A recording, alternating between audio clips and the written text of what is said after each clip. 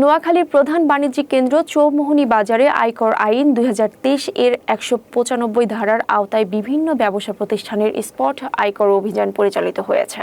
এ অভিযানের আগে বাজারের সাধারণ ব্যবসায়ী নেতৃবৃন্দ, আয়কর আইনজীবী ও গণমাধ্যম কর্মীদের সঙ্গে আয়কর ব্যবস্থার গুরুত্ব, রাজস্ব বৃদ্ধি এবং করদাতার সংখ্যা বৃদ্ধির বিষয়ে একটি মতবিনিময় সভা অনুষ্ঠিত হয়।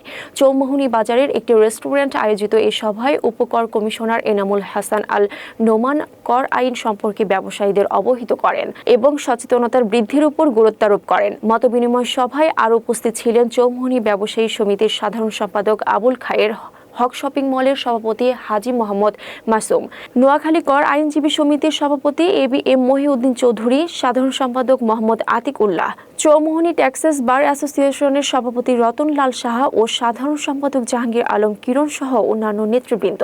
এই অভিযানের মাধ্যমে ব্যবসায়ীদের কর প্রদানে উৎসাহিত করা এবং কর নীতি সম্পর্কে সচেতনতা বৃদ্ধির উদ্যোগ নেওয়া হয়েছে বলে আয়কর কর্মকর্তারা জানান।